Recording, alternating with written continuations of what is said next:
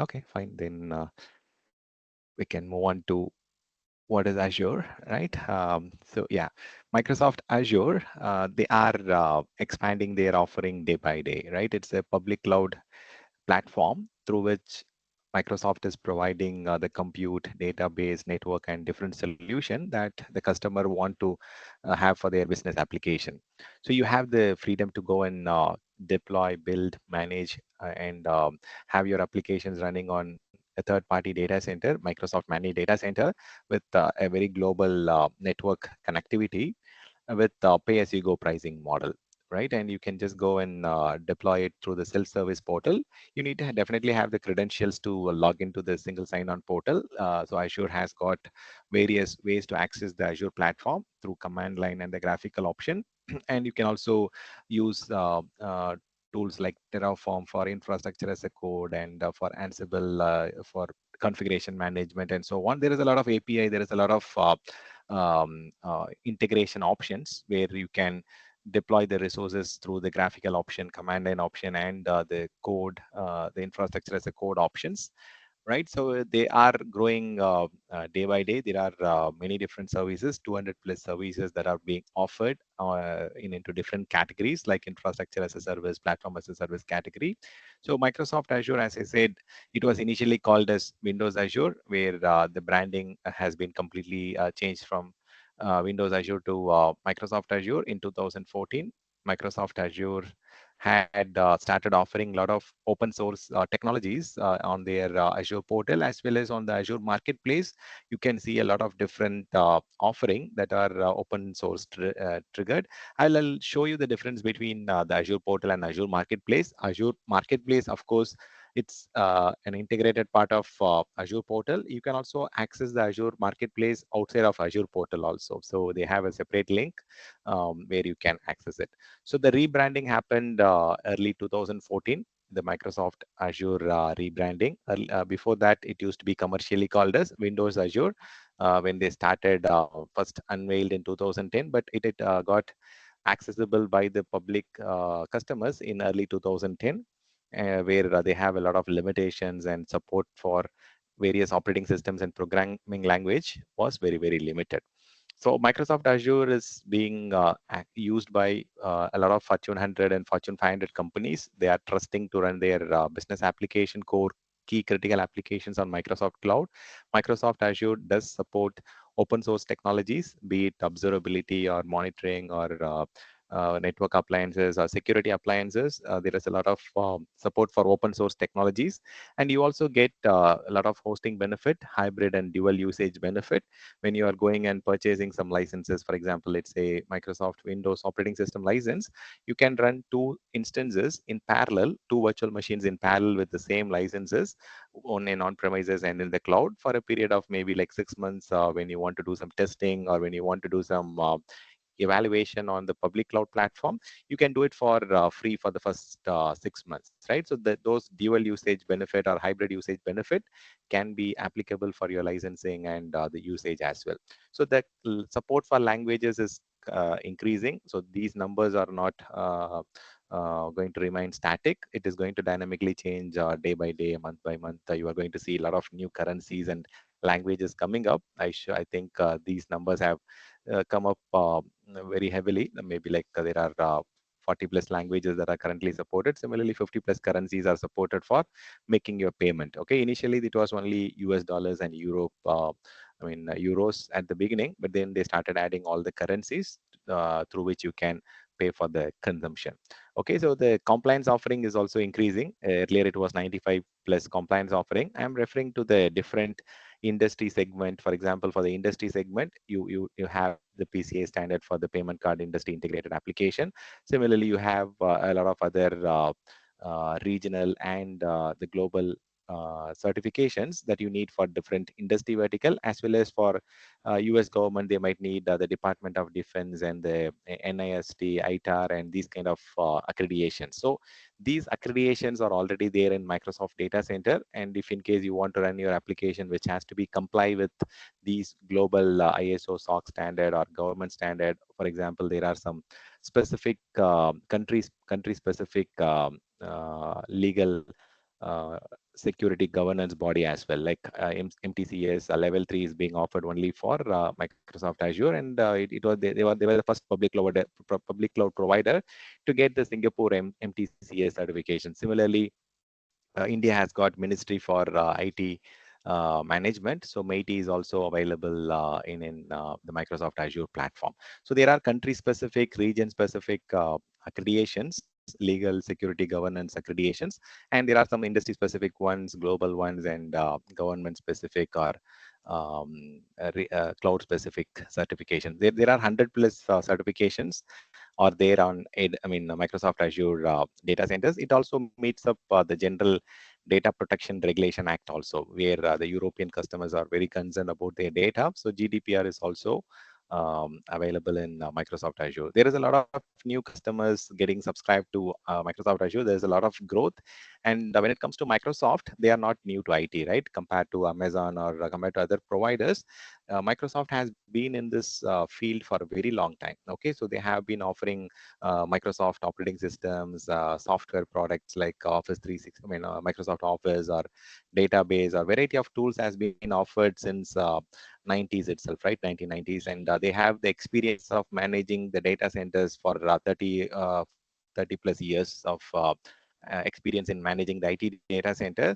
And in fact, they have a lot of different customers across the globe. And if in case they have to patch those applications or operating systems across the globe, they used to have a lot of data centers in each and every regions, countries, and locations where they used to distribute the packages or updates to different customers. So Microsoft is not new to IT. They are having a huge experience in providing software applications, services over the internet, even prior to Amazon Web Services option, right? Amazon as a company, they came from a completely different background. They were online sellers of CDs, DVDs at the beginning, and then they came into Amazon Web Services in 2005-6 period. Even Microsoft had 10, 15 years of additional experience in managing those physical data centers, IT related offering compute services over the internet. So MSN, Windows Update, Bing, these kind of services has been in the industry with multiple customers, multiple huge range of emails or huge range of data has been managed by Microsoft globally even before Amazon Web Services came into picture. So Microsoft is not new to these stuffs. They have got wide range of exposure presence in the global market, and even if they want to onboard a new customer, they might have some kind of subscription or some kind of enterprise agreement with that customer. See, that's the reason I highlighted 95% of the Fortune 100, 500 companies are trusting Microsoft Cloud for running their services. It can be Microsoft Azure or Microsoft 365.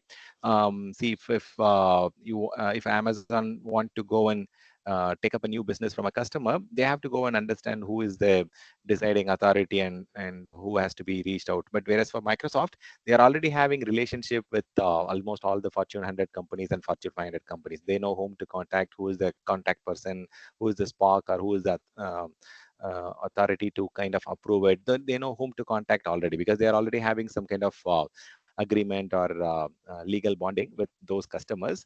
It's just an amendment that they have to do. As a Microsoft, as a provider, they just have to go and amend the existing enterprise agreement with Microsoft Azure related offering and services. So they have that advantage, unlike other competitors like Amazon or Google. Microsoft has got a lot of relationship with almost all the Fortune 100, Fortune 500 companies, and they also have 68,000 plus partners who are providing the partner network services. For example, Reddington or a lot of resellers, a lot of partners, a lot of service providers. There is a lot of relationship with huge companies like TCS and HCL and so on. So be it support or service desk or any reselling partnership, they have a huge channel across the globe. Okay, so unlike the other competitors, Microsoft has got that edge. They have already got those industry's leading broadest and most experienced partner network compared to the other provider. Okay, and as there is a lot of legal regulatory certifications available. And when it comes to the different services that we are consuming, there are quite a range of options that they provide us. So Azure Germany, Azure China, these are all incepted because of a couple of reasons. See, in China, a third-party company or a company from US or UK cannot own, or any companies outside of China, they cannot own the real estate in China location. So for which, like Microsoft has got a tie-up with a provider called 21 Vianet, who is one of the leading network service provider or ISP in China location. So they own the real estate, they own the physical location, but the data center, surveillance, security, and every single component within that data center is being owned and managed by Microsoft. They have a partnership with 21 Vianet. So 21 Vianet is actually owning the real estate, but whereas the data centers are completely handled and managed by Microsoft. So Azure China, Azure Germany, and even for the government, they want to have their own isolated data center and location where US government uh, want to run their services or application related to government agencies in a separate data center, for which Microsoft Azure has facilitated Gov Cloud or government cloud. Even there are different variants and versions available. In Singapore, we have GCC, right? Government commercial cloud, where Microsoft Azure is also being offered as an option, where they have their own government IT team supporting those environment and so on. There are wide range of options to access the Azure services. But as a beginner or as a learner, we will be trying and learning using two different options. You will go with the Microsoft Azure Commercial Cloud, or you will go with the Azure for student subscription. So Azure for student subscription is applicable for the learners at the student level. So they will get around $100 credit if they go and subscribe for Azure student offer, but they don't have to give credit card and all those things. They just have to give their student email ID, and they will be getting a link to that particular ID because of the legal check, right? See, there are a lot of like people might misuse it, right? So to avoid such misusage by anyone, they want to do some kind of legal verification check. That's the reason they want to get that student email ID, and they want to verify it, and then they will give access with $100 credit. If you are going for commercial cloud, you will get $200 credit to practice yourself, or you will get the subscription where you can go and practice for $200 on the commercial cloud. So there are two different options for the students. There is a separate credit and a link option, and for the government, sorry, for the commercial cloud, we have option two levels of check will be done. One using your verification by phone number, and of course you need to have a unique email ID created in Hotmail or Gmail or any Windows or Live ID has to be there for email verification, phone number verification, and also they will do a bank credibility check. So they will just take two Indian rupees or one USD if you're in some locations. And I think in Middle East, Singapore, they might just do a banking check where they don't have to, they might not charge you, okay? And that particular 2 Indian rupees or one USD will be returned back in 3 to 5 business days. It's like your application validation, right? It's the same thing. You can just go and subscribe for the services by just doing a legal credibility check. So credibility check is applicable for your Azure commercial cloud. For students, they will verify the student email ID, and they will be getting a one-time password to verify it and log in. So Azure Marketplace is a separate portal. This is where the resellers, the partners, they come and sell services. For example, a lot of security appliances, network appliances are available. So Azure portal is different. Azure Marketplace is different, but they are integrated with one another. So for example, let's say let me show you this. So this is Azure Marketplace, where you can go and subscribe for any popular networking appliances or applications or software, which are ready-made with some specific softwares and tooling, right? So there are certain software needs can be quickly obtained. See, if you want to get some business application as a service, then I think there is something called app source that is different from um, okay, app source is different. This is where you go and get the business applications as a service. If you want some analytics application or some project management application, you go to app source. So where you get chat GPT for Excel or some specific business application as a service. This is different from Azure Marketplace, and Azure portal is also different, where you can go and subscribe for Azure offering products and services. Azure Marketplace is where the resellers, partners, and even as a customer, we can go and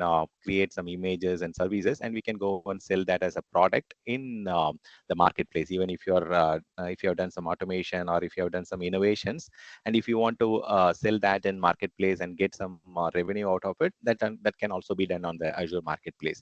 So there are wide ranges of services that are available. So this is where you can go and get software as a service, and that is all certified and optimized to be running on Azure already. Okay, so this is one option. Let me also go and show you the Azure marketplace the Azure portal. So for the portal, you just have to log into Azure, portal.azure.com. This is where you go and access all the Azure related products and services. This portal is different, and even within this portal, you have the option to go and access the marketplace. They both are integrated, but Azure portal can also be integrated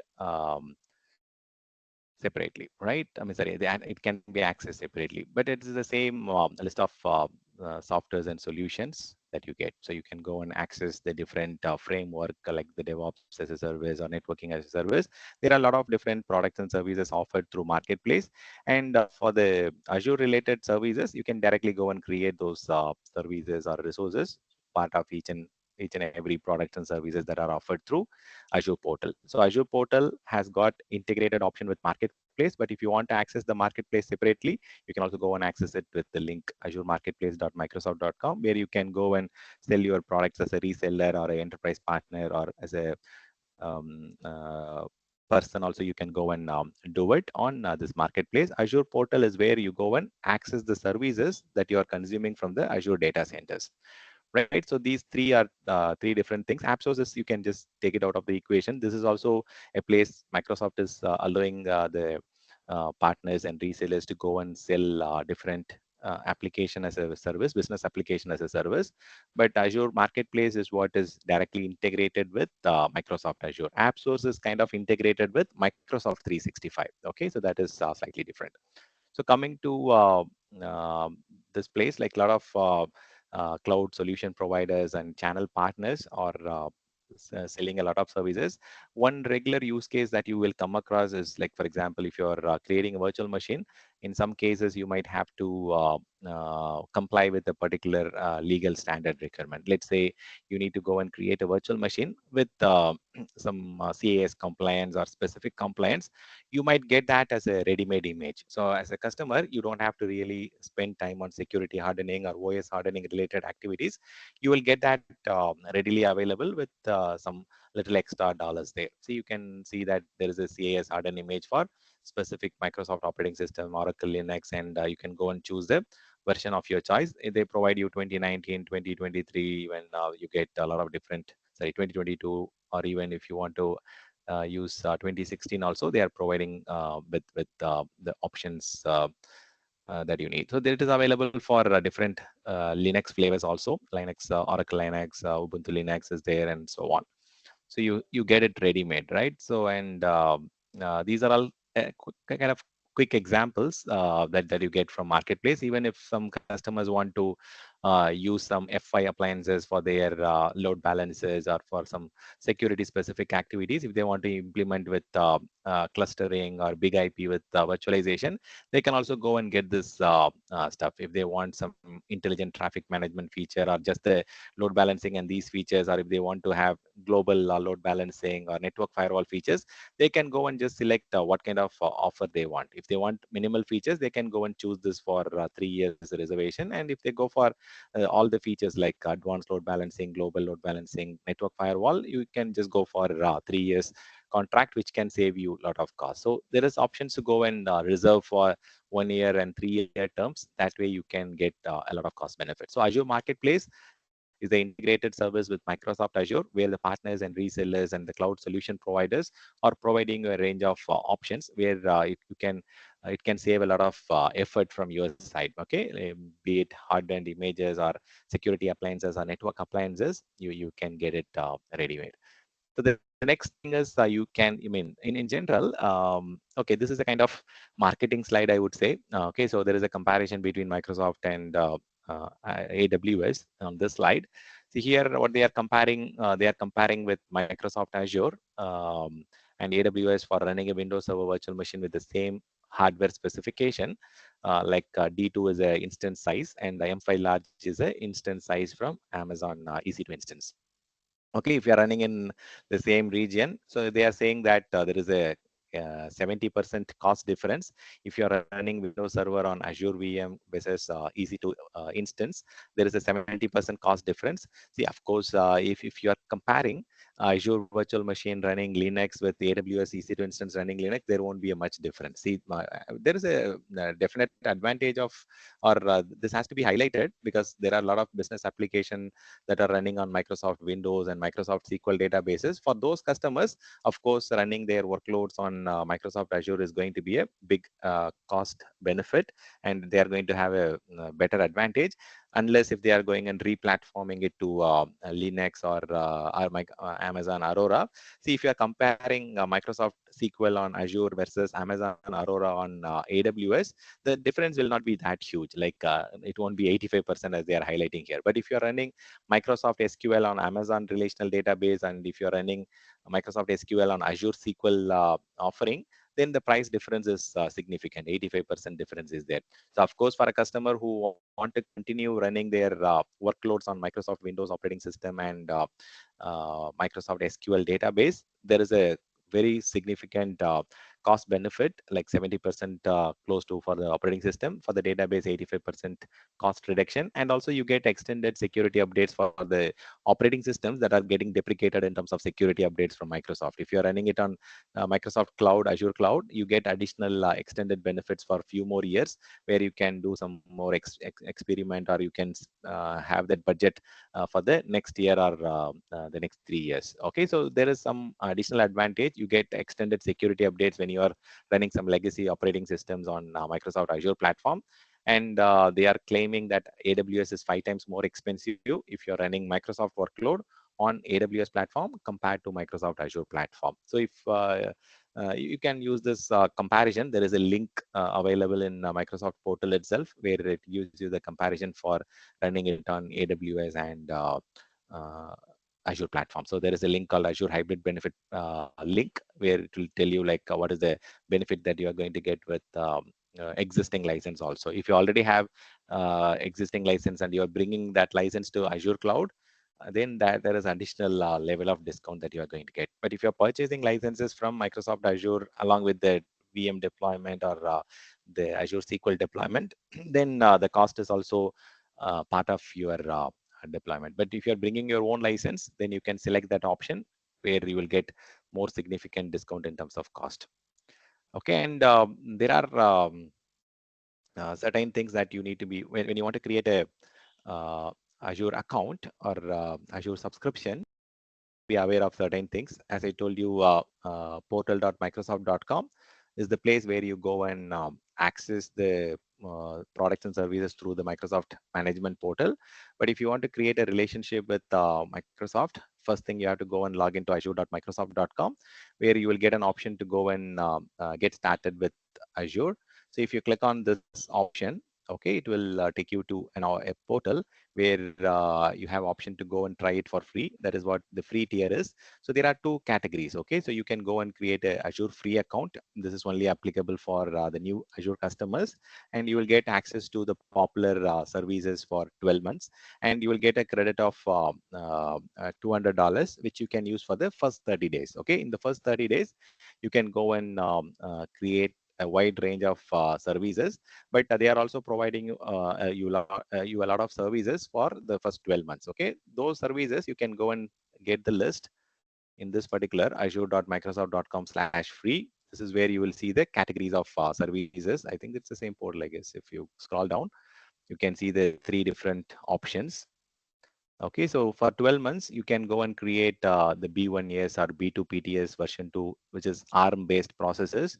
And you can also create AMD-based bustable virtual machines for 12 months free. Okay, every month you will get 750 hours of these instance types. Similarly, AWS also provides you T2 micro and T2 medium instances, where you can run EC2 instances for 12 months. Similarly, Azure also offers you some services for free tier category for first 12 months, first 1 year, under compute, database, object storage, and there are a lot of other products and services that are available which you can consume for free. You can also click on the see all free services, which will give you the complete listing. There are certain services which are always free, okay, like the Azure Advisor, which provides you recommendations around cost, security, performance, high availability that can be accessible for free, which is always free. And there are certain services which comes under 12 months free category, and there are certain services which comes under always free category. So you can go and check which services are always free and which services are 12 months free.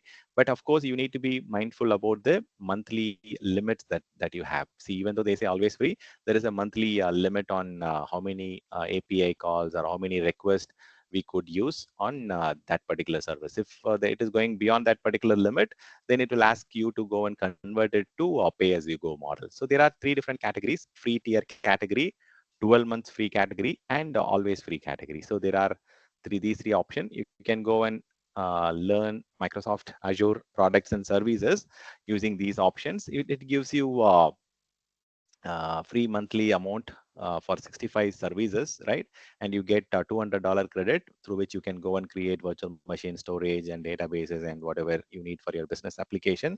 They won't charge your credit card, okay? So there is a spending protection. You have to go and pay for the bill, okay? So you will get they will generate a bill based on the duration that you have chosen. It's mostly monthly billing, right? You will go and pay for the bill once the bill is generated. You can also go and enable auto debit, but if you want to do it, you can do it, or else it's always better to go and pay for the bill after the bill is getting generated. And there is no upfront cost commitment.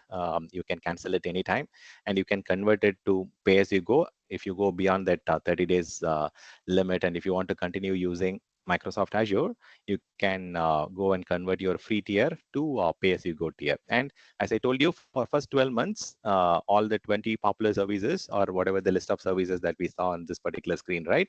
You can continue to access them for those number of days. The AI document intelligence, these can be accessed for 12 months, and only 500 pages can be used for S0 category. So there are certain limits and soft limit that are there. Certain categories are hard limit. We will get to understand that when we touch upon those particular products and services. So pay as you go model is based on the consumption you are going to pay for it. You also get additional technical support based on the model. I'll explain what are the different support plans and support models that are available from Microsoft Azure. And here also you don't have to pay anything upfront. There is no cancellation fees, or there is no action that is needed to continue beyond 30 days. Pay as you go model is something, the consumption based pay up model. If you want to start practicing for the first time, you can go and sign up. This is a kind of account. I think you will get it tomorrow to practice whatever we are doing along with me, right? There will be a temporary $1 authorization that will be placed on your card. I don't think it is applicable for Dubai, Singapore kind of locations. And for India, it is 2 Indian rupees. And for some locations, it is 1 USD. And that authorization amount will be credited back to your account in 3 to 5 business days. Okay, it will be reversed. Okay, so this is where you can go and sign up for an account. And in order to sign up for that account, they will ask for a phone number for sending you the one-time password and notifications. You can create an account with a debit card or a pre-credit debit card, or you can also go and create it using a credit card also. And you need to have a Microsoft account username for your tenant. You need to have a name, unique name assigned for your account. And they also do 2 levels of verification, one through your phone number, and they will also use the credibility check using your credit card also. That is also one method of authorization. So they are not going to charge you, as I told you earlier. So that particular $1 or 2 Indian rupees is just a authorization hold that they will do for 3 to 5 business days, and they will credit it back to your account, whichever you used, either the debit or the credit card. Yeah, for this training, I think we are the is trying to get a separate subscription so that Mhm. we could actually try it out. But these are something which you could also use personally, if you want to try it out. Yeah, Understood. True, true, true. Yeah. thank you. Sure. So Azure has got a lot of presence across the globe. Okay, and what they have done is, like, in order to comply with the GDPR, the General Data Protection Regulatory Standard, they have created something called geographies. And if you're storing the data in a particular region or in a particular data center availability zone, the data will not go beyond that particular Azure geography. For example, let's say Europe or so I will go to that portal directly. So here, if you go to this Azure geographical presence, so you can see the okay, the Azure geographies.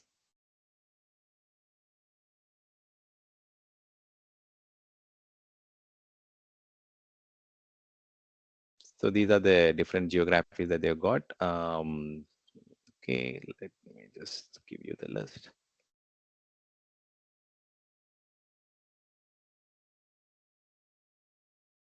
So United Kingdom is a geography, Canada is a geography. So some locations might have more than one region and more than one availability zone.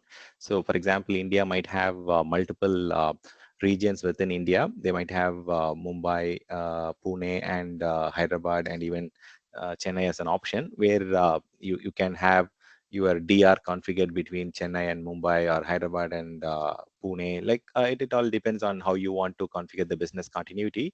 So these are all different regions where if you want to store the data, selecting this geography, the data will not go outside of that region. So that is something Microsoft Azure is confirming. Like if you want to store it in Qatar, the data will not go beyond that particular geography.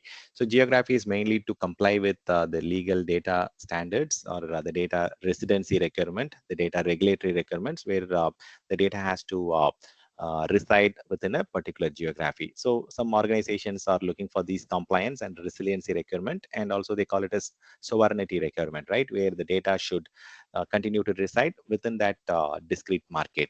It can be one or two region, or it can be one or two availability zone. Availability zone, they are physical data centers. Region is a group of physical data centers. Geography is a group of region, and availability set is a physical rack within a particular data center. So availability set is a rack, availability zone is a physical data center, region is a logical grouping of multiple data centers, geography is a logical grouping of multiple regions.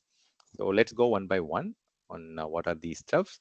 So in order to achieve the customers who are globally started, Microsoft Azure has deployed multiple regions, availability zones, and availability set in order to meet out with different data residency, sovereignty, compliancy, and resiliency requirement. So they have created the list of regions that I showed you on the portal, and within that geography, they have got multiple regions. So geography is mainly for data residency and compliancy boundary. So if the customer don't want to store their data outside of the geography, so this geography feature will help you to ensure the data stores or data resides within that particular classified geography, right? Let's say Middle East or Americas or Europe, that is considered as a specific geography. There are many different regions part of this geography. For example, UAE North is there, Qatar Central is there. So you can have the DR enabled between these two, or if you want to have something different, for example, on the southern South India, and then if you want to have something on the East Coast and the West Coast, you can have the primary server running on South India and the secondary running on, or the uh, passive server running on Mumbai or Pune location. You can do it. So that way, the natural disasters happening on one side will not impact the other side. Similarly, if you look at Americas as an option, there are a lot of data centers and regions available on the eastern side and also on the western side, and also you have something on the central. So you can configure active active or active passive high availability setup for your application for disaster recovery or business continuity. You can go and choose region. See, as a customer, if you want to choose a specific region or a specific site, generally there are certain checks that you will do, right? First thing, you will go and uh, find out whether the product or the services that you are looking for is available in that particular region. You can go and check out in directly on the portal from Microsoft. They will go and tell you whether that particular service is available in that particular region. And once that is done, you can also use Microsoft native latency tests, or there are a lot of different third-party network latency checks that you can use to perform. For example, if you want to finalize whether you want to run the service on Qatar Central or UAE North, you can just select those services and you will see how uh, different is the latency from the customer location. You have to do the test from the customer location from where the end users are going to access the services, not from my machine. My machine is in Chennai, and I'm accessing it from here. So for me, the latency is just 10 millisecond difference between these two locations. But if you're doing the test from your location, it might be less than 5 millisecond or 10 millisecond because you guys are located in that region. So first thing, you have to go and search for the services and the product availability in that particular region. Once after you finalize the region, you have to do the measurement of region to region latency test, and then the upload, and there are a lot of other tests that you can do. Then nowadays, like everything is getting integrated with AI and ML models, right? So artificial intelligence is everywhere. So even there are a lot of tools which gives you options by doing a lot of background checks on their own, and they are providing you which availability zone, which region, which geography is better for your locations, and also they provide you a lot of additional details. As a uh, uh, architect, the very first thing that you take as a step is to create a landing zone, right, where you need the network cider ranges for creating the Azure virtual network and subnets. So those IP ranges by region, services, and you can also go and select which private IPs are available for your particular allocations, and you can go and start doing that from these different types. Okay, you can also go and understand certain things. For example, if you are seeing some errors or jitters or something, you can, if you're not familiar with those jitters and packet losses, you can also go and read out those articles that will give you what exactly those measurement or metrics refer to. So these kind of tools helps you to choose which region and which geography is better for your services. Of course, there are multiple dimensions you need to consider. First thing is your products and services availability in that region, and the latency from your end user location, and how exactly you can configure disaster recovery and high availability or business continuity option, whether it is available between region to region, or whether you have limitation on availability zone to availability zone level of DR. So some customers might ask for region to region DR, where the cost is higher because of the reason that data transfer cost between regions are chargeable. You might get a higher bill. So cost also has to be thought upon, not just the performance and availability of the service. Cost is always a factor on the public cloud. You have to stay on top of it. And of course, there are certain other residency and data regulatory requirements you need to confirm before you store the application or before you run that services. So you need to be checking whether that particular data center is comply with the particular industry specific regulatory requirements or specific legal compliance requirement, whether that particular data center has got. So Microsoft Azure has got a lot of backbone connectivity. They are the largest network connectivity provider as on date. The connectivity cables that you're seeing on the picture here, it's all Microsoft own cabling connection. Okay, so most of them are overseas cabling connections, and you know why they have a lot of regions and data centers closest to the seaport, right? For example, Chennai, Mumbai, and all. The primary reason is like they have got the internet uh, termination points there, so that way it is easier to have a data center in that location. And of course, they I mean, if they want to run it in Delhi or Kolkata, they are all seismic zones, right, where there is a chance of higher earthquakes, or the number of natural disasters are a little more higher compared to these locations. Of course, they are into the coastal locations. Of course, they experience monsoon and outages. But the main reason is like they have seaport, and the internet connections can be easily terminated here. So mostly like these Mediterranean cables or subsea cables are owned by Microsoft. Microsoft is covering a lot of connections over the globe. So they are providing you petabytes of speed, and they have a lot of point of presence as well. I'll explain what is POP, what is the cloud edge solutions that they are offering during the networking class. But for now, whatever the data that you are transferring through this cable, it goes through the Microsoft backbone. And you can choose between internet backbone and Microsoft backbone. So if you want higher amount of speed, bandwidth, and throughput and redundancy, of course, you can choose Microsoft backbone. And if you want to continue with internet backbone, which is kind of less secure in a way that the data is kind of open for general public. See, of course, these cables can also be hijacked, but only thing is the billing goes only to one provider. Like Microsoft gets the consolidated bill for the network data transfer as well as for the other consumptions of products and services. But if you are consuming through internet backbone, you have to pay the internet cost to a separate party again. So there are a lot of WAN links and edge locations, edge site that are interconnected by Microsoft backbone cabling. So whatever that you are seeing on the screen here, it is all Microsoft backbone networking and routing options that you get. There are a lot of redundant options also. You can see that there are redundant cables coming through the other way around. So if one link goes down, your connectivity or network is not going to impact it, because there is an alternate route that will be there through the dynamic routing protocols. Okay, so coming to the next level, after the geography, you have got the region. Region is a particular logical location where you will have more than one data center. It might be two or three, or even some cases, you might have more than three data center in a particular region. Let's say US East is one of the most commonly used region when it comes to US. So that has got a lot of data centers, and also it has got a lot of capacity and flexibility in terms of choosing the services. They offer most of the first created location, they will offer a lot of products and services compared to the newly launched region, right?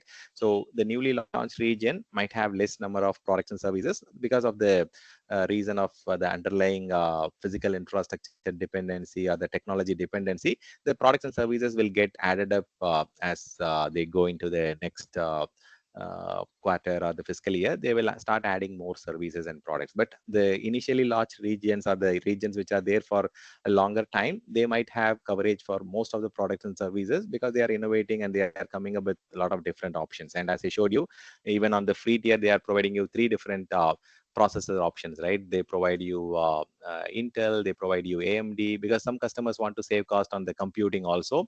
So the ARM processors or the AMD processors are comparatively cheaper with the Intel processors, right? So if you want to choose Intel processor, you can choose it, or if you want to choose the AMD processors or the other processor type, they provide you for better cost benefit. Similarly, AWS provides you Intel based, or Graviton is their own processor, right? So they provide such options to provide you cost specific benefits as well. So you have to be aware of which region is closer to you in terms of network latency, in terms of the products and services availability, in terms of the security compliance requirement. And as I mean, of course, the cost also has to be compared. Not every region are providing the services at same cost. Okay, some regions are heavily shared between customers. The more the customers, the lesser the price, right? So that is how the cloud operates. So the price in India region will be different from the price in Singapore region. The price in US region might be different in India region. So Microsoft offers you the pricing calculator where you can go and check for the difference. So I will give a detailed walkthrough for a use case later, but I'm just giving you a very high level view. Just say, let's compare the virtual machine. If you are because of the lot of parameters, lot of factors are there, right? The real estate cost is different in India and US, and of course the labor cost is different for the maintenance activities. The currency is different. There is a lot of different factors. See, for example, the same server, if you're creating in East US with all the benefits, you are going to get bill of 137 USD. The same server, if you're going and creating in let's say UK South, you will see a difference in price. So they are charging you for the same one, you are getting it for $150, right? And similarly, if you're going and creating the same system in a different location, let's say India or UAE Central or UAE North, you're going to get a bill of $180. There is a $30 difference between UK South and Middle East Dubai location, or let's say if I'm going for India, Okay, so if I'm going for Chennai, South India, so you are getting a bill of 173. There is a $7 difference or $8 difference between these two locations. So the cost is different between each and every region because of the factors that I was explaining: the labor cost, the currency, the equipment cost, the hardware cost is different. The suppliers charges you in a different in different regions. So the pricing is different. You have to be aware of that and check the pricing benefits as well. If there is another region which provides you for lesser cost with the same latency, with the same legal security requirement, of course you can opt for it. So that way you can save some cost. So there are different regional locations you can choose, whichever is better best fit for your requirement. You can go and choose it after doing all the checks.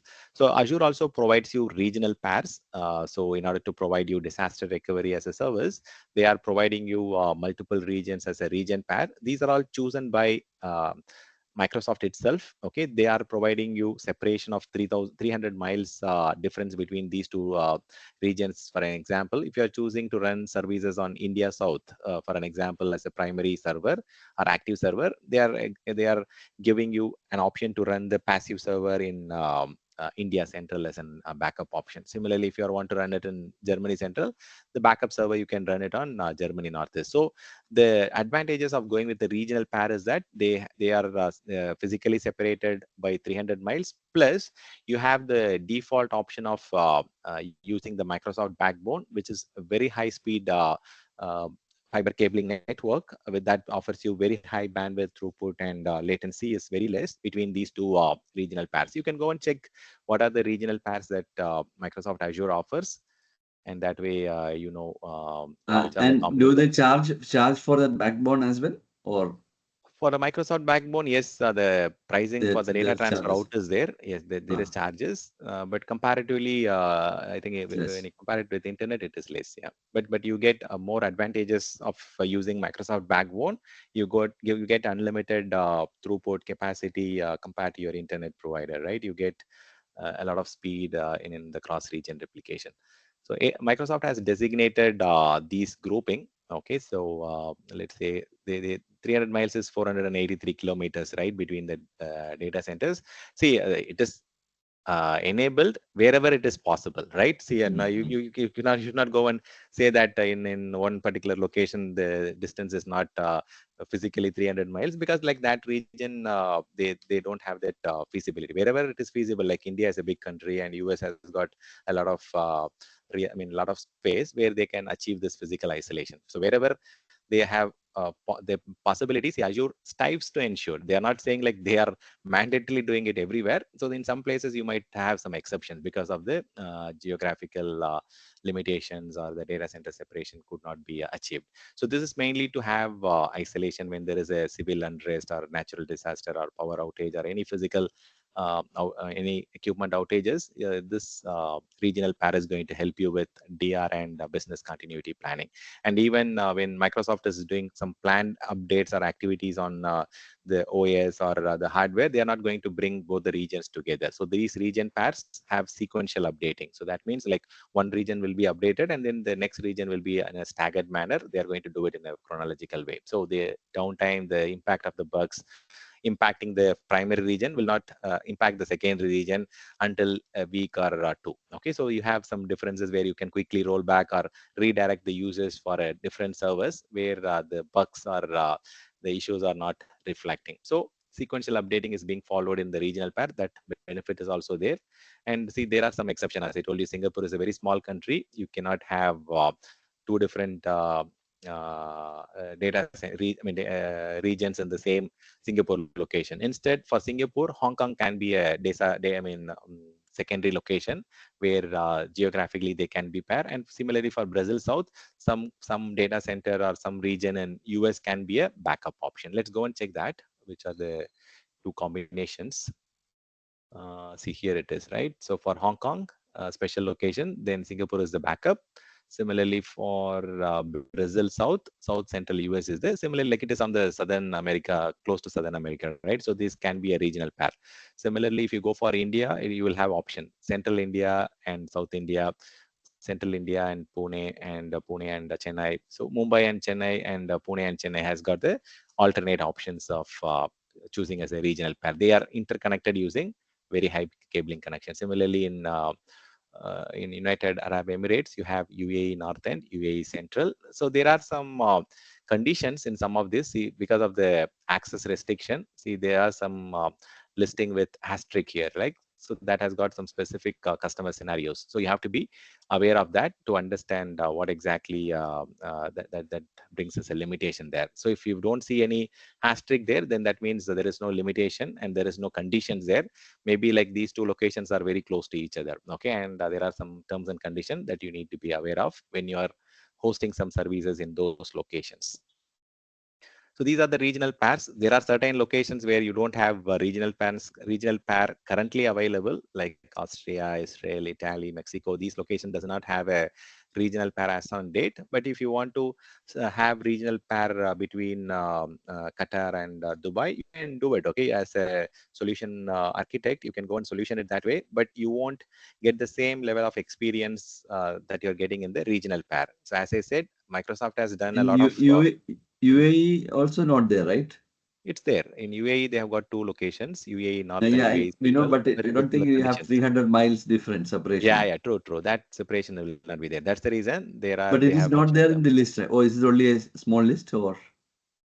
Oh, it's there. It's here. I'm showing it. Is my screen visible? No, actually, so I think I'm seeing Oh, okay. only The the slide other deck, screen. right? Yeah. Okay, I'm sorry. I'm sorry. Let me try to do this. Okay, all the time I have been explaining it in the portal. Yes, I think it was I think you guys missed that. Oh my God. the Okay, let two me check. screens, right? I think it was only one screen. Yeah, yeah. I've got.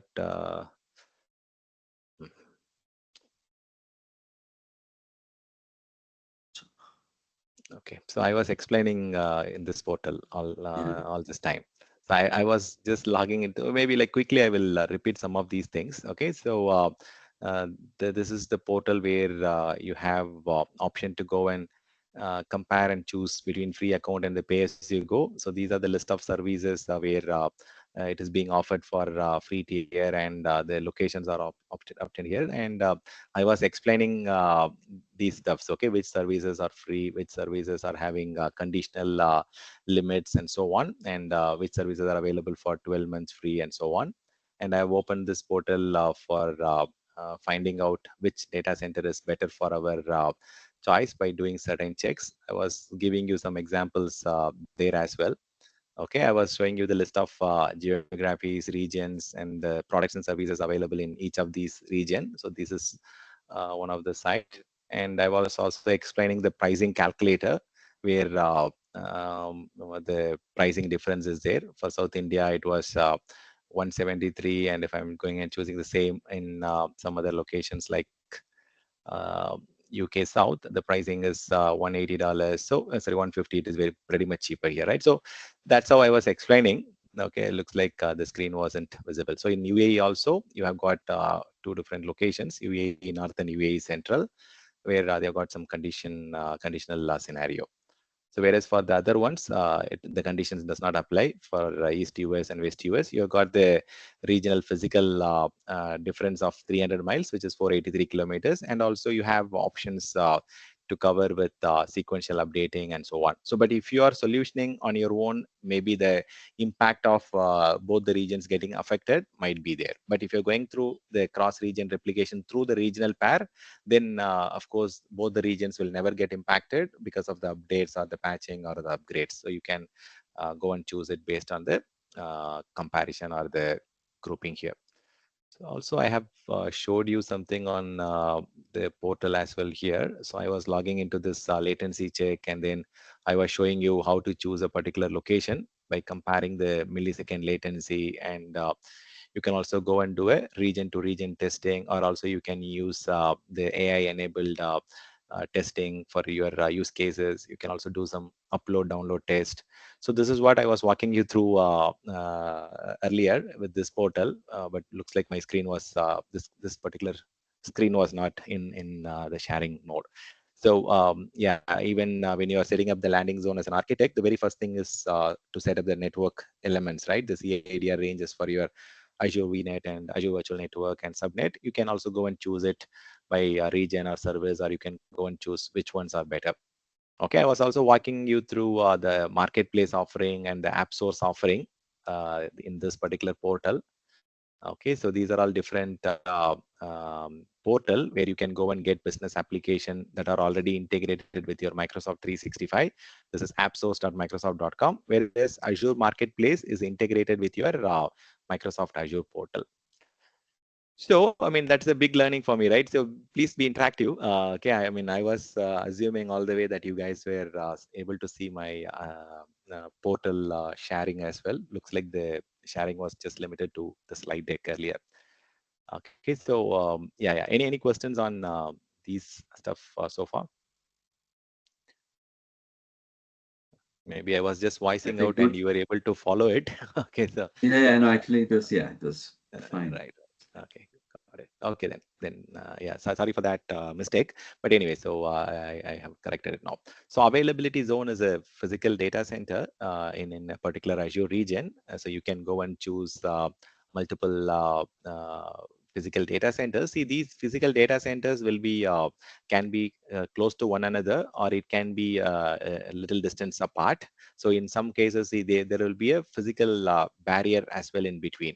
So when there is some power outages on when via this power inlet, the other region, sorry, other data center or other availability zone it will have its own power cooling and the network backbones. Okay, it will not have the same level of impact. And even if there is a civil unrest or a bomb blast and this particular thing, it will not impact the other data center. Okay, so it will be completely isolated. There will be some bracing as well in terms of seismic bracing or any disaster. It will not impact both the data centers. They have got that technology implemented, and mostly it will be in the outskirts. Okay, to get all the natural benefits out of the locations. So it will be mostly hosted on the outskirts of the cities and so on. So earlier, few years back, mostly like some of the regions used to be on a co-located data centers. Just for example, like in Chennai, they used to have a co-location with SIFI data center, but mostly like that has got transformed into Microsoft own data center over the period. So initially, there were a lot of co-locations that were co-location facilities that were utilized at the beginning, but over the period, they have started having their own data centers in different locations. So your availability zone is a kind of a data center location where you will have a lot of different power, cooling, and networking infrastructure dedicated to that particular set of data center, and they are physically isolated from one another. Okay, so that's what is conveyed on that particular picture. And these availability zones in a particular region are connected through a very high fiber cabling connections with higher bandwidth and network speed. Okay, so it will have independent power, cooling, and networking. So this is what you need to be aware of. So if there is an impact on power, it is not that it is going to impact both the data centers, because the each and every data center have got its own independent cooling infrastructure, power infrastructure, and network infrastructure. But availability zones are going to have a very good bandwidth between them because of the fiber cabling connection, and the SLA that you are going to get with within a particular region is 99.99. And if you want to achieve a higher availability or DR scenario, you can go between clustering system across different regions, so you can get a better uptime for your services or better SLA for your services. So you can achieve higher availability by configuring a disaster recovery solution between data centers or between region. You can configure the services, but you have to think about the data transfer cost when you are transferring between the region. Within the region, it is free of cost, but when you're going between two different region, then charges apply. So these are the SLAs that you can achieve if you're going and configuring clustering within the same data center or between data center or between region. You're going to get higher uptime because of the redundancy that you're getting. So here you can tolerate a single server failure or a single rack failure could be tolerated within the data center. So here you can tolerate even the entire data center goes down, you can still run your services from other data centers if you're going for availability zone level replication. Here we are talking about availability set. Okay, so you will have two different rack having its own independent network, server, and storage. And if that particular rack goes down, or storage goes down, or network goes down, or server goes down, it will not impact the application because another rack is running in parallel with the same set of server, storage, and network. So that way you will get high availability, and that's the reason the SLA is higher on this particular use case, whereas you are getting only 99.90 if you're running single VM on a particular single point of failure premium storage. Okay, whereas if you're going for a higher level of redundancy across data centers or across region, you are going to get higher uptime, higher service level availability. Okay, and you can see that the representation is the same. Availability set is nothing but two different racks. Availability zone is different data centers. Region pairs are two different physical, logical regions in a particular country or in a particular continent. Stanley, I have a question. Yeah, yeah, please. All the services are available to replicate between the region and between the availability zone, or we have some limitations that these services can only be replicated across region or across zones. Okay, so cross zone and cross region. So of course, there are certain services which are not supported under the DR category. See, if you're using, I mean, it all depends on the technology that you're using. For example, if you are utilizing Azure Recovery Services Vault or Azure Disaster Recovery, there is a list of services that it could support. Of course, the basic virtual machines, databases, and the Azure App Services are of course supported, but for the other products and services, it has to be case to case. You have to go and check which ones are not supported for the zonal DR and the regional DR. But yeah, your question is very much valid. For certain products and services, there are limitations where it supports only regional level DR because of a couple of reasons. Maybe the product and services is not yet available in the regional pair, and maybe there are certain reasons that that particular product and services does not have the capability of replicating the data to a particular regional pair. There might be technology limitation, and there might be product and services availability limitation, and certain product is not yet supported in Azure native option. Maybe some third party DR technology might support that particular solution, some open source. Clear, Yeah. clear. Thank you. So, no problem. Sure. So availability set is something at your rack level. So you might have different racks in the physical data centers, right? So that particular rack will have its own independent network at the, I mean, there will be a top of the rack switch. Since you guys are physically in Dubai, you might have seen a lot of physical data center or at least server room. So you'll have top of rack switch and then servers at the top, and then you'll have the storage at the bottom. So you'll have different racks in a particular data center, and these are all the fault domain is indicating different racks in your physical data center. So if you are running multiple servers, the servers will be placed in different racks, so that way if this rack one goes down, the rack two will have the servers and systems still running for providing those services.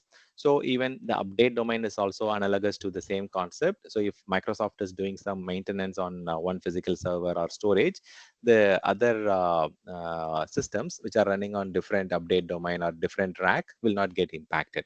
So update domain here refers to Microsoft maintenance and Microsoft hardware failure. Okay, so when there is a maintenance activity, upgrade or update or maintenance activity that is being done by Microsoft, they will not touch the same. I mean, they will not touch the other rack at the same time. If you are having services running on update domain 0 and update domain 1, so this particular activity has to be completed only after the successful updates and maintenance activity on update domain 0.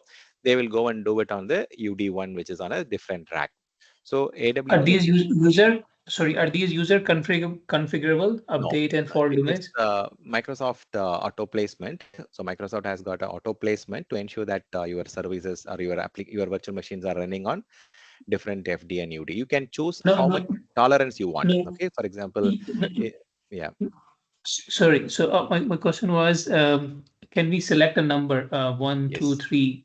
yeah, you can. Okay. Yeah, so I was there on the portal as well, right? So let me show you that quickly. I was showing some examples as well. Anyway, so let me just create it. So here, when we talk about update domain and fault domain, they are part of your availability set, which is your rack, right? Physical rack. So when you're going for the availability set or the physical rack, this is where you can go and configure or select the existing availability set, or you can go and create it. This is where you get the option to mention how many fault domains you want. You can go and choose up to 3 different rack. Okay, that is what 3 fault domain. The default is 2. You get 2 rack option to choose by default. You can go up to 3 rack. See, that doesn't mean Microsoft Data Center has got only 3 rack. So they are giving you option to go and choose to run your virtual machines on 3 different racks at a time. And even if you want to get update domain level redundancy, they are giving you option up to 20 update domains. So that means Microsoft is not going to touch the 20 different systems at the same time. They will be patching it in different intervals. So let's say I will just give you a little more dimensions. One more different dimension here. Clear, clear. It's clear. Actually, Oh, it's it's clear. already clear. Huh? Okay, Yeah. fine. Then let me move on. Then in that case. So you have options to specify what is the number of update domain and fault domain you want, and that way Microsoft is going to place the systems into different rack and different server, so you can achieve high availability even within a particular availability zone. Okay, so okay, I've already had a screenshot here. I should have explained here. Okay, that's fine. So when you're going between 2 different servers or 2 different virtual machine, of course, the load balances and the storage replication, all these things comes into play, and even the backend database level replication and the load balancing has to be implemented. So if you are going for more than one systems, of course, you need load balancing and clustering concept to be implemented. So here, the update domain refers you for facilitating incremental or rolling updates across different physical hardware. Fault domain refers to overcoming a single point of failure on a rack or a particular server or a particular storage. So fault domain is overcoming unplanned outage. Okay, fault is unplanned, right? You cannot anticipate a particular disk going and disk getting corrupted, or a network port getting failed, or even a server going motherboard getting failed. These are all unplanned outages. So fault domain refers to unplanned outages. Update domain refers to planned activities. If Microsoft is patching or updating or upgrading something at the storage level or server level or network level, it's a planned activity. You will also get notification on the Azure service portal, where they will tell you like what is happening on that particular location. Let me show you where exactly you can find it. If you go to the resource health portal or service health portal, there is a option where you can find out which are the planned maintenance activities that are impacting your servers and application. You can come and check it here. Okay, coming to the maintenance and downtime. As I told you, maintenance is something which is planned, and downtime is something unexpected. So to overcome unexpected downtime, you have to properly configure the fault domain. In order to properly mitigate the planned activities, you have to configure the number of update domains in that particular case. So availability zones are physically independent data centers with independent power, cooling, networking. They've got physical isolation boundaries.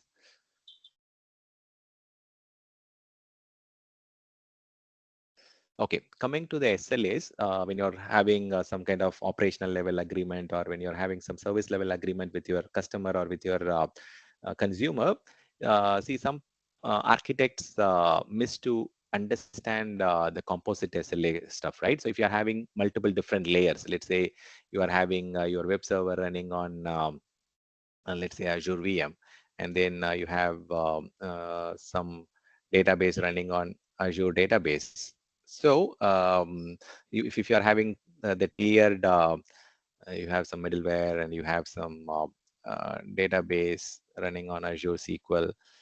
So these different services, different products have its own different SLA. The uptime is different for these services.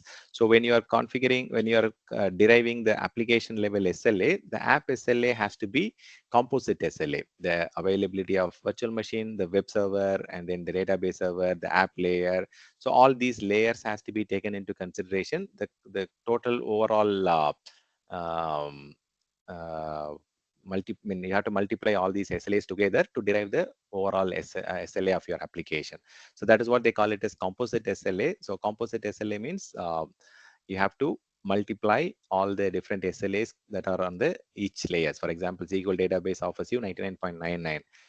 Web application layer provides you 99.95. So if they are asking you the availability of your application, you cannot say 99.99, right? Because you have a limitation at your web layer with 99.95. So overall, your application availability or uptime is a composite SLA across every layer that is involved in your solution. If your application has got 3 layers or 4 layers, you have to check for the availability of all those services. If you are using some Azure Container Service plus SQL database, then you have to multiply those things. If both of them are 99.99, of course, you will get better uptime and availability for your service. So you have to measure the availability of your application by multiplying the SLA for each of your component for your business application, not just one layer or two layer. You have to consider all the layers, all the involved path and components.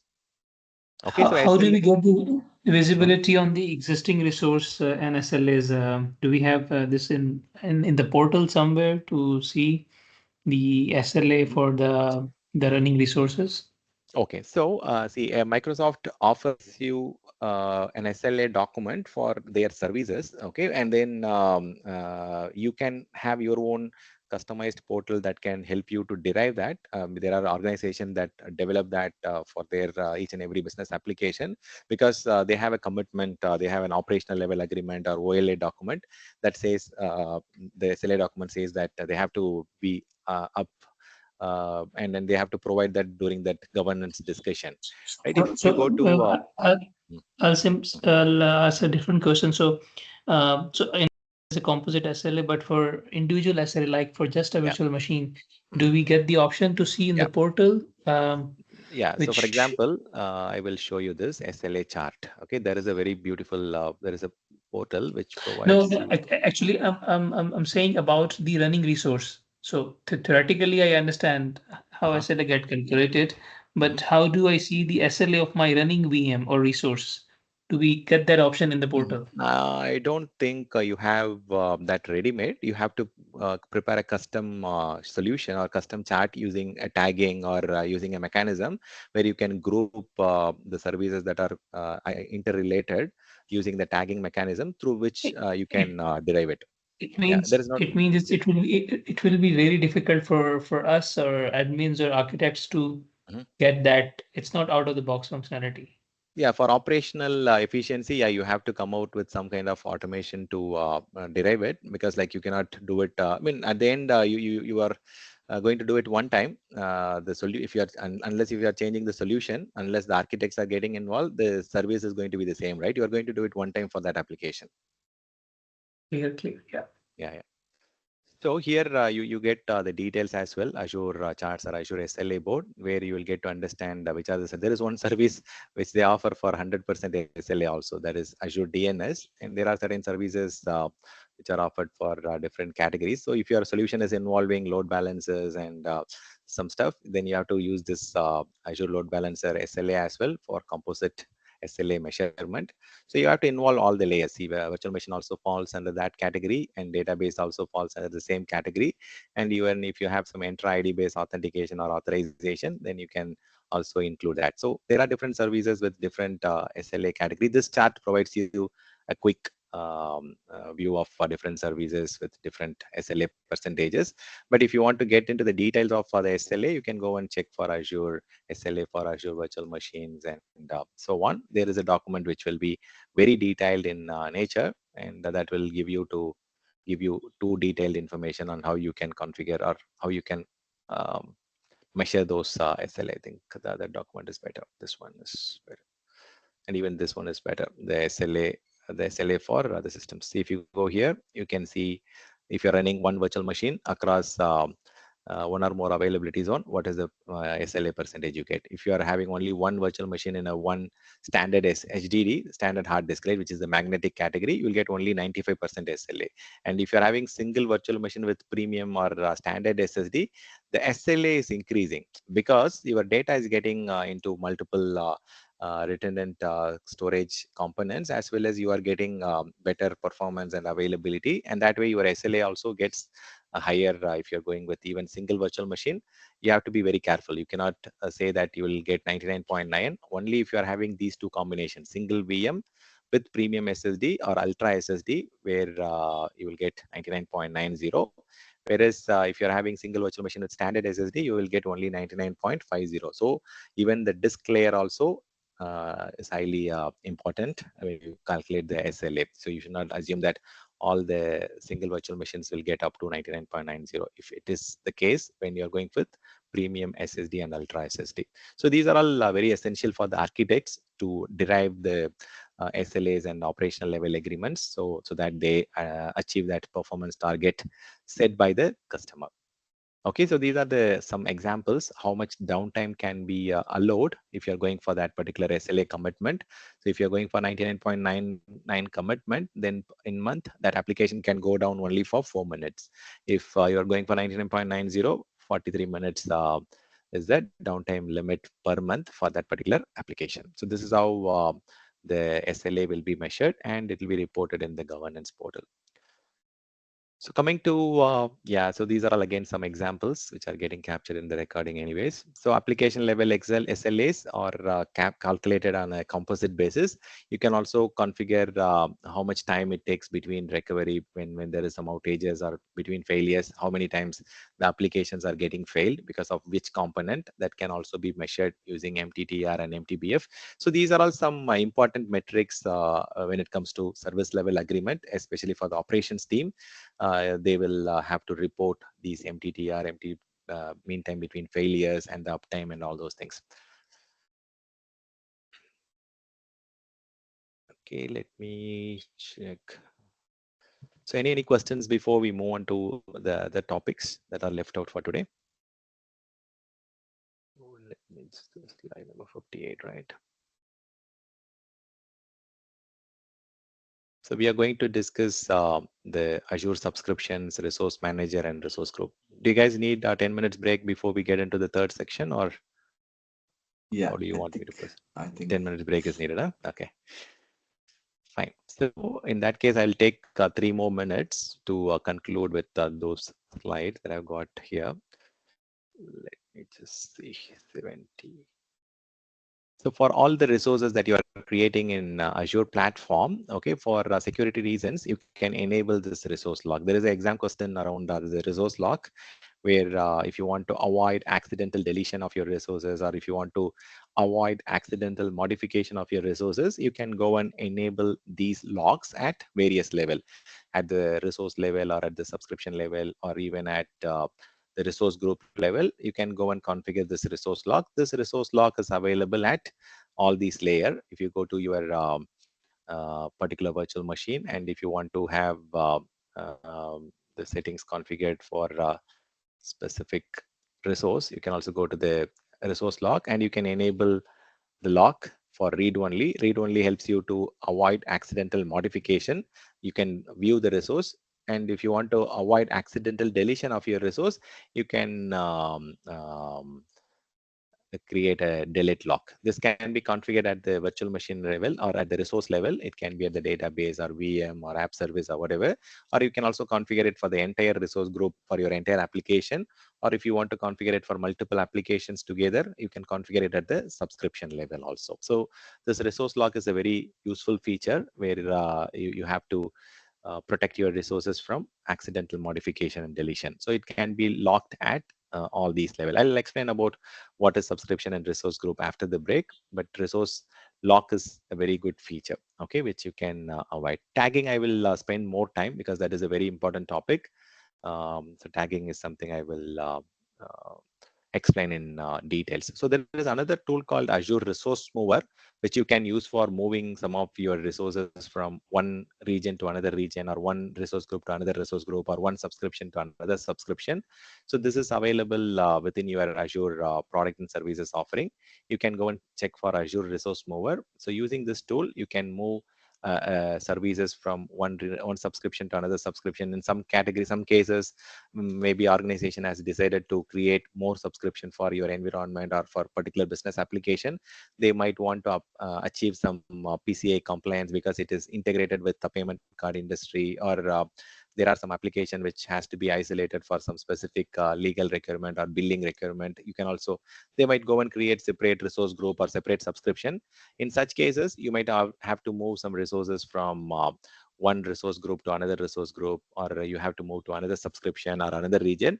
They provide you a native tool within Azure portal, which you can use for moving the resources. You don't have to really go and use Azure Migrate or third-party migration tools for migrating the resources between subscription or resource group for our region.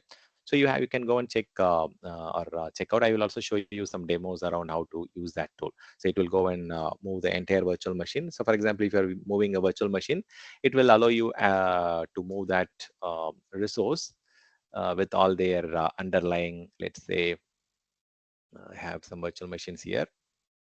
So I want to move it to another resource group. Let's say I want to move it to some central US resource group. If I click on next, it will give me the options to choose the resources that you want to migrate.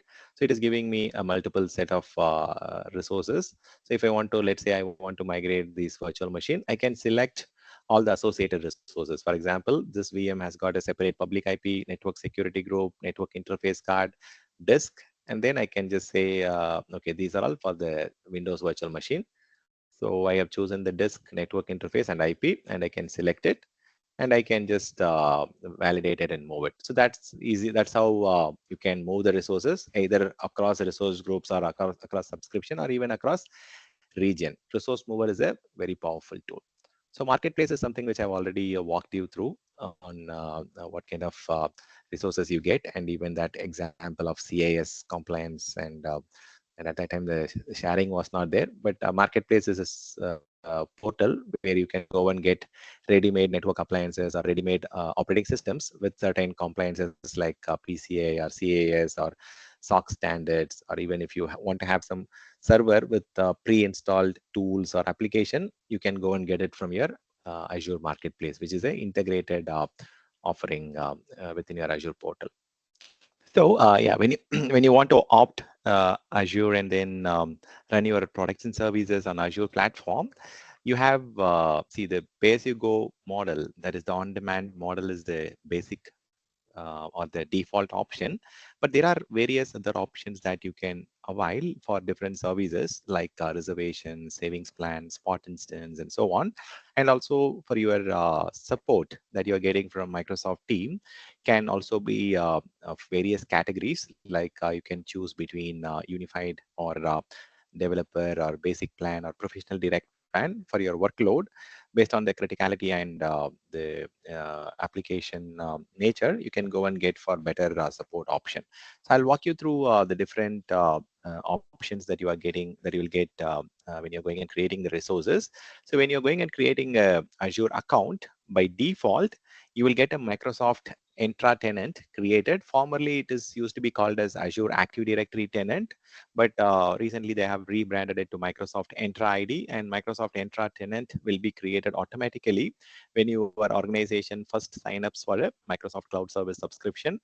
It can be Microsoft Azure or Intune or Microsoft 365.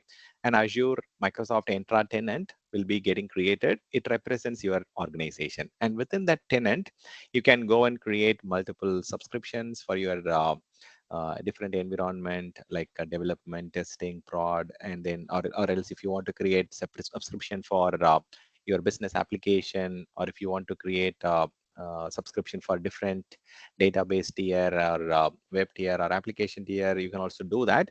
So based on the organization decision, you can go and create multiple subscription. So we call it as Azure account. When you're going and signing up for an Azure account, Microsoft Entra tenant gets created, and within that you can go and create as many number of subscription that you want for better isolation at the network level, or the environment level or different application level, you can go and bring in isolation by creating multiple Azure subscription. And within that, you can go and group your resources that belongs to the same business application or department, or whichever way you want to group them. You can also group the resource group. So it is not that you have to grow with multiple subscriptions and multiple resource groups always. You can definitely manage a customer environment with single subscription and a single resource group. But it is always a best practice to go and bring in the level of isolation or the segregation that will benefit you from billing aspect or resource isolation aspect or manageability aspect or giving permissions or applying policies. It will be easier if you are going and doing a level of segregation across environment or across application or across different resources. If you are able to isolate them or if you are able to segregate them, it makes your management and governance better. So these hierarchy is better suited for better management and governance. So based on your organization requirement, you can go and create multiple management group or multiple subscriptions, like how you can see it here. So these are all different management groups that you could create. For example, in some organization, you might have, let's say, show you this.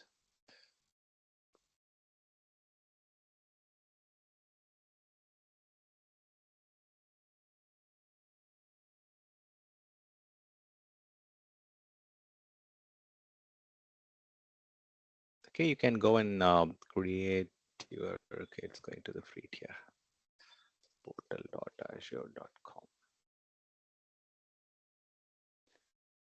Okay, you can create the management group as a separate product or service here, management group. Okay, so this is how you will go and create management group. You have option to create the management group, and you can organize them as you want. And you can also group the subscription. You have options to drag and drop or move them across different management groups. The subscriptions can be moved to different management group if your organization is bifurcating, or if your organization is selling some business unit or some department is outsourced. If you want to do such stuffs, if there is some merger or acquisition happening, you can bring those subscription into existing resource group or management group and so on. So this is mainly for a better management and governance. You can create a number of management groups and subscriptions as listed here. You can go and have a separate identity subscription, management subscription, network connectivity subscription, and some organization will also have a separate subscription for logging purposes, where all the logs coming out of the different subscriptions and management group will be stored in a separate logging subscription, where all the security incidents and events can be accumulated. So some organization might configure Azure Sentinel on the same logging subscription. And you might also have some sandbox subscription where team can go and do some proof of concept or do some testing or lab in those sandbox subscriptions. Some subscriptions can be kept decommissioned for some time and then they can be removed.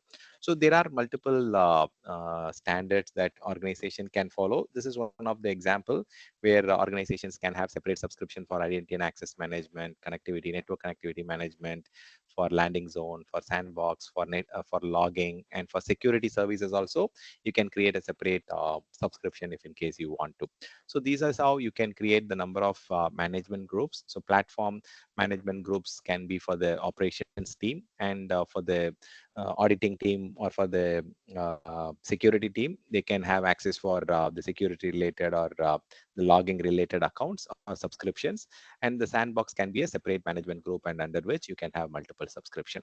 So you can have multiple management groups and multiple subscriptions. So it is one-to-one mapping. You cannot have one subscription that belongs to two different management groups, or you cannot do that. It is all one-to-one mapping in the hierarchy. You can have multiple resource group again within that subscription, which can belong to different application or different business unit or different department as you want. This is one such example. Where is it? So this is how in general you'll have management group at the top. Second layer is subscription. Third layer is resource group. Fourth layer is your resources, the virtual machines, databases, Cosmos DB, and so on. So you can have multiple different subscription for your department like HR, finance, marketing, or you can have different subscription for your environment like development, lab sandbox, QA, production. So it all depends on how you want to create subscription for your organization. So these are some examples that are listed, and you can also have separate subscription for identity, for production, for QA, for logging, for security, and so on. Okay, as a standard practice these days, organizations create multiple subscriptions to get better segregation and isolation.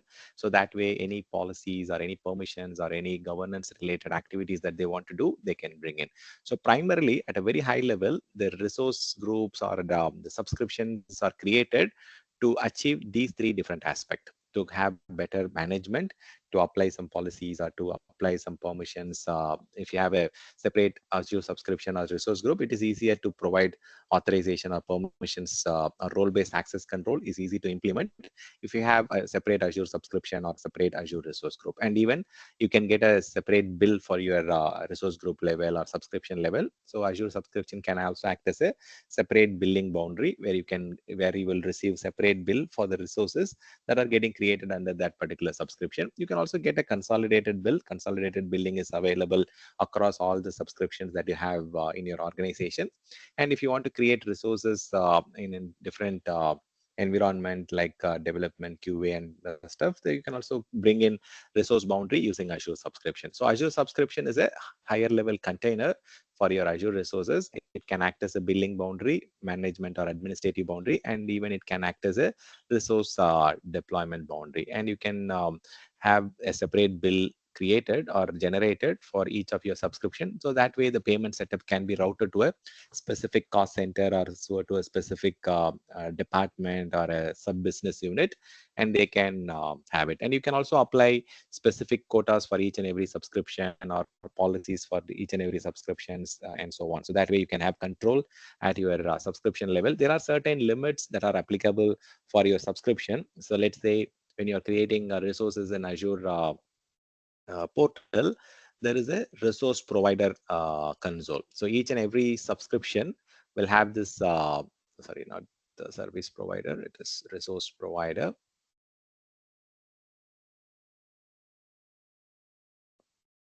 Okay, if you go to your subscription, I think you can better understand that way. If you go to your subscription on the left, you can see that there is a resource provider option, and that will give you option to limit how many resources you can create and what is the quota, what is the soft limit, and what is the hard limit. For example, let's say I want to deploy a specific service. If you are having multiple different application on the same subscription, so you can have only up to let's say 25,000 VM in that subscription. If you want to go beyond that, then you have to create separate subscription, right? There are certain hard limit and soft limit that are applicable. So if the adjustable says yes, that means this is a soft limit. So you can go and request for increase in the number of resources you want to create, and that is why they say it is adjustable. Adjustable yes means it is a soft limit where you can raise a support case with Microsoft team, and the new quota request they will fulfill by extending up to the hard limit. So each and every resource category or services category has got adjustable and non-adjustable stuff. So some cases you can go and talk to phone support team, and then you can create it and then understand what is the alternate options you have. So if they have got this icon, it might not be editable, but they might have alternate options to support you with getting the increase in quota. So any resources that you are creating in Azure platform, it is created through a service called Azure Resource Provider or Azure Resource Manager platform. So ARM, or earlier it used to be ASM. Okay, I think in the Windows Azure. Okay, in the older classic Azure, they used to have something called Azure Service Management Provider, through which we used to create the resource. But now everything is through the ARM tool, right? So it is all the resource deployments and all the resource creations are happening through the ARM, the Azure Resource Provider. So here in this example, Azure Resource Provider, certain services are not listed as registered, which means those services are not used in this particular Azure account or Azure subscription. So if you want to go and register a particular service, you can go and do it. So whenever you are going and creating a particular product, most of the product you can automatically start using it. In some cases, you might see certain services requires registration. You can go and select that particular option and then register it. These are something like they might have restricted to avoid overcost or avoid any impact to your business. So these are all this is where you can go and check out which resources could be created in your subscription and what is the limit or quota that could be applied for creating it. This is applicable for every method of creation. Either you are using Terraform or ARM templates, or you are creating it graphically or from the command line. For all the deployments, this particular limit is applicable. By coming to Azure subscription, you can also use it for having better role-based access control. Many organizations create Azure subscriptions to have separate teams access to different resources in different resource groups or subscription. So that way, the role-based access control could be implemented.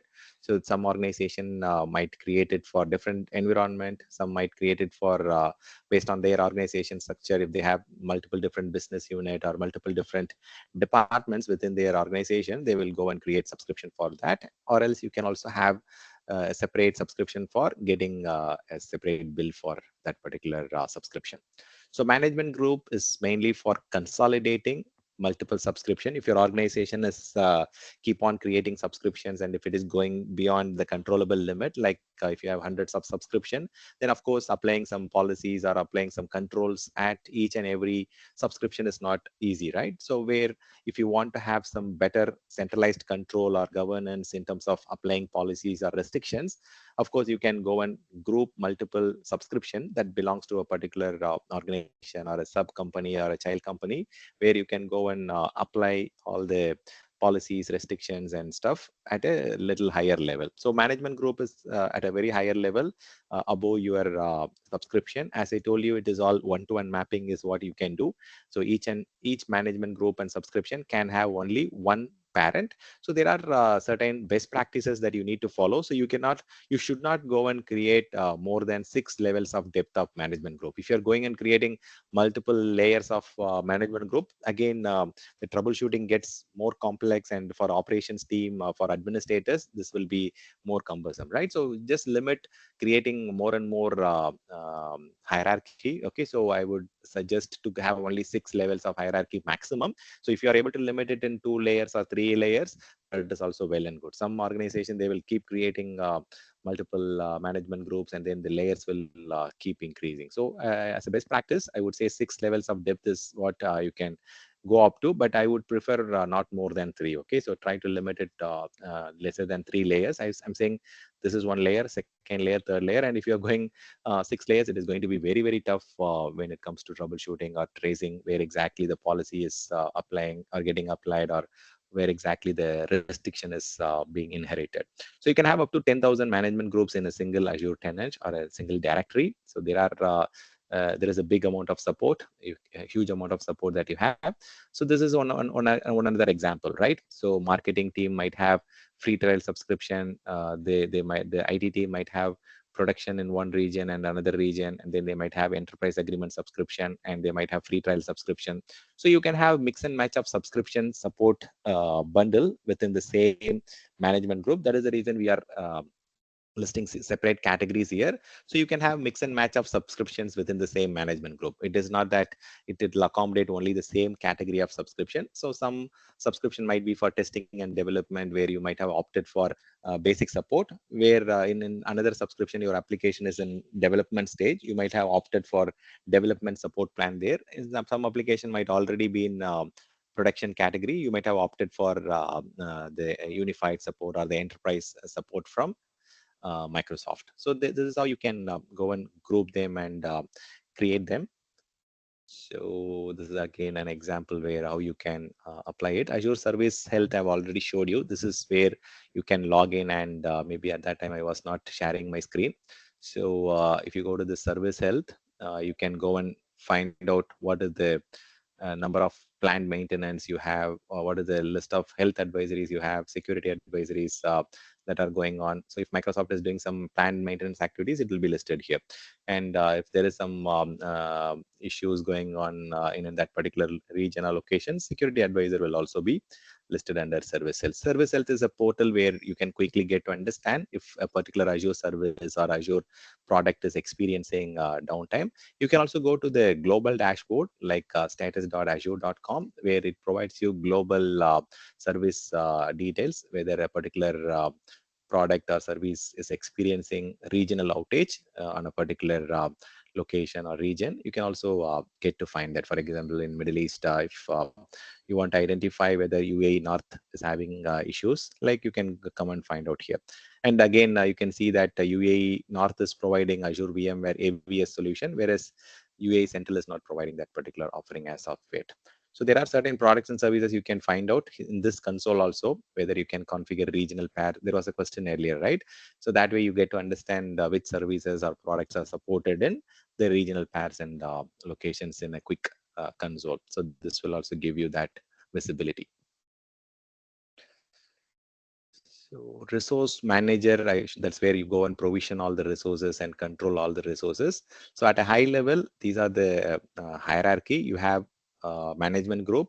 Within that, you have subscription, and within that, you have resource group. Resource group is a collection of resources. Resources is your virtual machine, Azure database, Azure app service, Azure Cosmos DB. So each and every resource that you could create as a separate individual resource in Azure portal is considered as a Azure resource. So Azure resource group is intended for grouping all your Azure resources belonging to a particular application or belonging to a particular environment for that case. So there are a lot of benefits of using this resource group. So when you are creating a set of resources under a resource group, if you're going and deleting that resource group, all the resources within that resource group could be deleted together. See, for example, in on the premises, we used to have this sprawling issue, right? Where you might go and delete the virtual machine, but you might leave that disk or some specific stuffs undeleted. So if that is increasing, keep on increasing, you might waste a lot of space or high cost storage on your on-premises location. If you are doing the same mistake on the public cloud, you have to pay for those Azure disk or resources, Azure public IP address or whatever resources you have missed to delete when you are deleting that other resource, right? So here resource groups helps you to logically group all the related resources together. It can be at the specific server level, or even if you are having three different layers like web server, database server, and application server. If you are creating them into a resource group, if you are deploying and having them inside a particular resource group, if you are deleting one particular resource group, all the related resources that belongs to that application can be deleted efficiently in one go. Okay, each resource can be again one-to-one mapping at all these layer. Each resource group can have only one resource can belong to one resource group. You cannot have the same resource lying on different resource groups. So here also it is one-to-one, and you can add more resources to resource groups at any time. I've showed you, right? The Azure Resource Mover gives you an option to move the resources from one resource group to another, or region to region, or subscription to subscription. And you can also have the resources coming from different region also. So resource group is a logical container.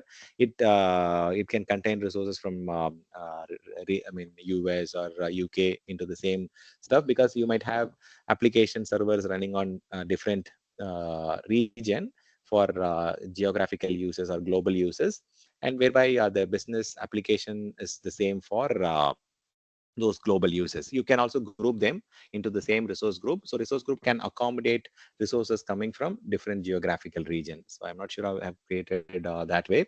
So when you're trying to create resources, you can create a resource group, and within that, you can go and try and create the resources. For example, I can show you this. So resource groups. So this is a logical container, right? It has nothing to do with so it is a container that hold related resources for a Azure solution. It can be for a business application, for an environment, for a particular business unit, and so on.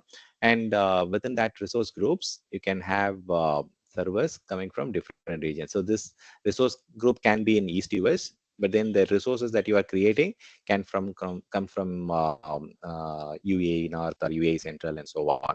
So the resource group need not have the resources from the same region. It can have accommodate resources from any region. And this is mainly used in role-based access control. And if you want to apply some restrictions or policies, or if you want to have better management and governance, this will be easier. And if you want to clone the exact entire resource group as a template, so Azure also provides you that option. So you can just go and export that particular complete setup into a template. You have this option here on the top. Right, you have options to move the resource to another resource group or another region. And even if you want to view the JSON view, it will give the ARM template for that particular resource group. So you can just copy that and then create it. This is applicable for all the resources. Let's say I've got some resources in this production subscription, right? Let's say I want to export the template of this Azure virtual machine. If you go to the right side, you can see a JSON view. This is nothing but the ARM template or the ARM template that you can use for creating another resource. Okay, you can copy this and then just customize whatever the name and the unique IDs you want to modify, and you can also do it. So this particular tool is very powerful, and you can use it for declaratively exporting and creating resources using the infrastructure as a code. And you can also apply tags. I will talk about tagging a little later. Okay, so resource manager. So these are the 4 different layers that you need to be aware of as a Azure administrator. So management group is at the very top. Within that, you can have subscriptions, and below that you have resource group, and within that you have resources. So any questions on the hierarchy of Azure resources?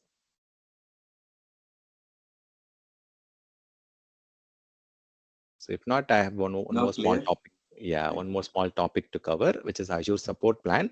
See, your application might be at different stages. Some application you might be just doing testing, or it might be at a proof of concept stage. You might can go and opt for basic support plan where you will get the basic set of services. But if your application is already on a development stage, or if you're already doing some development work and you might need some development support from Microsoft support team, you can go and opt for developer support. But if your organization, if your application is already on production category, you can go for standard or professional direct or premier, or there is a unified plan that is available based on your application current status. So if your application is already in production, you can go for standard. If it is already mission critical, or it is very impactful application, you can go for higher level services. So each and every plan has got differences. For the basic support plan, you will get only the basic options to choose from. You will get only basic access to Azure administrators or Azure advisor recommendation, and you will get only access to some white papers, support forums, and documentation. But if you're going for developer plan, you can go and create tickets with the P1, P2 kind of category. So if you look at here, there are certain cases. So if there is an impact with your application, you can go and raise a support request, and you can see that the options are different here. So for basic, you cannot go and open support cases, but for developer plan, you have the option to go and create the support tickets. So you can have option to have unlimited cases created, but the support will be provided by support engineer just via the email. Okay, so they will provide access via email, and then they will if there is some needed support, they will log into the bridge and start supporting it. But then the interaction in the standard, professional direct, and premier can be different. You can also call them via phone and raise a support ticket, or you can write an email and get a support ticket created by the support engineer. You have 24/7 access for these plans. Whereas for developer plan, you have access to support engineers just via email, and that too during the business hours. So business hours depends on region to region and location to location. US has got maybe 6 a.m. to 8 p.m. as a business hour. Maybe in some locations like Middle East, it might be 8 a.m. to 6 p.m. possibly, and in some locations it might be 7 a.m. to 5 p.m. So it depends on that particular region where you are running your services. The technical support business hours is different for these particular plan. And here, if you look at the premier or the professional plan, you have differences in the priority of the ticket, right? If you're going and rating a SEV C or severity C ticket, So they will respond back. It is not resolution time. The resolution time differs on the complexity of the issue, whereas the response you will get for the severity C ticket or the P3 ticket is less than 8 business hours. Whereas for your premier or unified plan, or for your professional direct plans, for the enterprise plans, you will get a response in less than 4 business hours. So 4 business hours means, see, if you are talking about business hours, it is on the timing, right? For example, like 8 a.m. to 8 p.m. in US is the business hour. So if you're going and raising a ticket around 6 p.m., you cannot expect a response at 9 o'clock, because the CVRTC ticket, they provide response only during the business hours. So you have to wait until the next day business morning, and then maybe at around 10 a.m. Is when they have to respond back. So if they're not able to respond back within that stipulated time, or given SLA, you have an option to go and escalate that. So you can escalate it to the technical account manager if it is a premier support. If it is a professional direct support, you have pro direct delivery managers. Their numbers will be available for you. So premier direct is a very highly chargeable product, or a plan. It is very, I think around $15,000 is what they get, because like you get a designated technical account manager for your customer. So the salary for the technical account manager is coming out of the customer's bill, right? So that way, like you have this person working for the customer dedicated from Microsoft Azure side, whereas the pro direct delivery managers or shift managers who work 24/7 on a shift routine. So you don't have to, the bill is little lesser. So you are paying for $1,000 per month for the support plan, okay, not for the resources. But there are certain level of resources that you can create as part of each of the plan. For example, maybe 100 VMs, or maybe like 10 TB of storage might be part of the support plan at this cost. So if you're going for developer plan, $29 per month is basic minimum. And you can see that for most countries, the business hours is 9 a.m. to 5 p.m. For North America, they are saying 6 a.m. to 6 p.m. And for Japan, 9 a.m. to 5:30 p.m. So the business hours changes for region to region. So you need to be aware of what is the business hour for your region, especially for the support tickets like severity C ticket, right? But for the severity B and severity A, it is not business hours. So for example, if the outage is happening at 10 o'clock and you are raising a P1 ticket, they will respond back within 1 hour for these things. So business hours is the business hours of that particular region, whereas just hour means the P1 and P2 ticket, or Civ A and Civ B tickets, have got immediate response. So you don't have to wait until the next business hours. If their issue is happening at 3 a.m., within 4 a.m. they have to respond back. If they're not responding back, you can go and call the pro direct delivery managers hotline, or you can call the technical TAM, the designated technical account manager. They call it as TAM. Even they will provide you one more contact called global account manager, GAM. So you can escalate it if you're not getting the adequate level of support with the SLA bound that they have got. So with premier plans and the unified plans, you also get a lot of manager-led service reviews. If there is a new service launch, or if there is a product launch where you need dedicated support or close engineering team support, you can also request for the engineering-led seminars, or you can request for as many number of on-demand training in premier support plan. And even if there is a new event or a vehicle launch or a product launch where if there is a big billion day sales or some Amazon sales that is coming up, so you can also request for Azure event management, but that is available only for premier plan with additional fee. Okay, Azure event management is something which can ask for any product launches or any major event. If let's say Nissan is launching a car, or Toyota is launching a new product, so where they're expecting a lot of new hits towards their application, or if they want very closer observability or monitoring, you can also request for this Azure event management team. They will come and look at what are the different metrics and monitoring criteria that we have, and they can suggest us what kind of stuffs we can add to get that better monitor. So the pricing is different for these plans. So basic is free, developer is $29 per month, standard is $100, professional direct is 1,000, and premier, it depends on what kind of options you are choosing, and it starts from $15,000 and so on. So premier plan is also called as unified enterprise plan. So unified enterprise plan is something you also have this criticality severity ticket, 15 minutes for that criticality ticket. And for Sev A and Sev B, you have 1 hour and 4 hour technical support. So you get a lot of better services. So the basic foundational services is covered for the unified plan. And if you want to add any additional support like enhanced services or proactive services, you can go and keep adding based on the applications that you are adding. I mean, having, for example, if you are using Power Apps or Analytics or Microsoft Teams, if you want to add some proactive services, you can also go and select those and get it added. So that way, the prices will vary or change based on the choice of yours.